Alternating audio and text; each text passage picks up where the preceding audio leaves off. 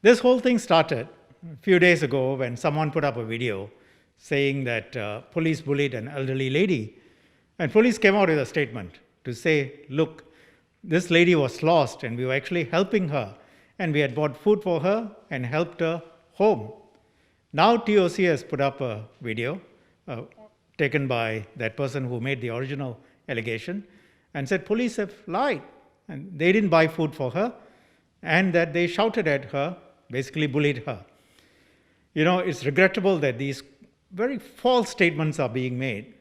The TOC's video clip is not clear and it's partial because it doesn't capture both the points where they say police lied. So I've asked police to release the clips from their body-worn camera, and you can see it, it's clear, and once you see it, there can be no argument. The police statement was correct, accurate. What TOC says is false.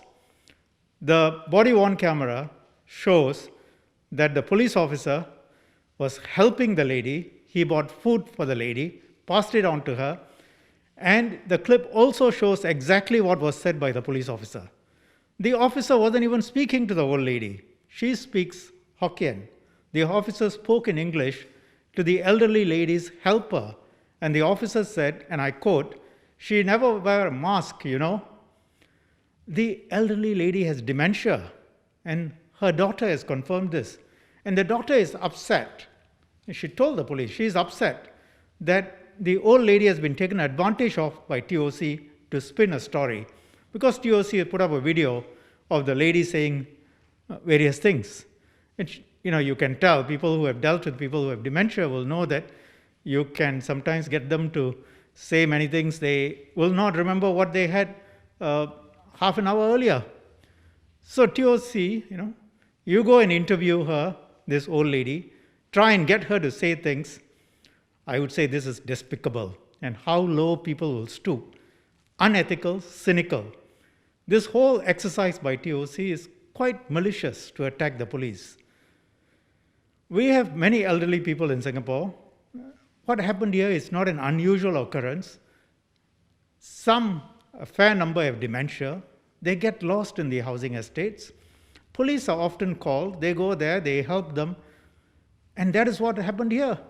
So TOC took one such incident, which I say is not unusual, twisted the facts and said police bullied her, chased her away, they did this. TOC has done this to try and cast doubt on the police, to damage the trust that people have in the police. And it's really a disservice to the thousands of police officers who have been fighting at the front lines for the whole of last year and so far this year, dealing with COVID while keeping law and order. When any police officer does wrong, we charge that officer, take disciplinary action. People who have seen media stories of police officers being charged, they are in fact dealt with seriously. But when they are wrongly maligned, I won't sit by and do nothing. The two officers in the video, one is a team leader, the other is a deputy team leader. The officer who was seen speaking on the video, the deputy team leader, has 23 years of service in the SPF, 21 years in Yishun South NPC. You maliciously attack officers like this who spend their entire lives serving Singaporeans. He is an officer with a heart. In his spare time, he helps out in family service centers. He does community work. He has gone overseas to help out when natural disasters struck. And here, he went to buy food for the lady and made sure that she went home safely. It's not a part of a police officer's duty to go and buy food for people who are lost. But he does that, and instead he gets branded as a bully. It's really quite sad. Minister, would you like to share more on the conduct of the posters who made these false allegations, and is MHA or police considering further action against them? I described the conduct earlier. I call it despicable. TOC attacks the government with its team of militant writers. That's regular. But I would say keep your malice and venom to politics. We can deal with it. Don't bring that toxicity to attack police officers. Spare them. They are just doing their job. As to whether any further action is to be taken, that's a matter to be considered. It's premature for me to comment. Minister, is this the first time that body-worn camera footage has been released? And if so, why did the MHA feel that this was a necessary action? Okay, I can't be sure that this is the first time it has been released, but I directed police to release. I told you earlier, there is a video circulating which has been taken by someone, and it's partial, it's not clear, and it's being twisted. So to set out the facts, I told police, release the BWC, because body-worn camera, you look at it, you know precisely what happened. Are we to understand that this will not be a precedent, that you won't be releasing body-worn footage very often for...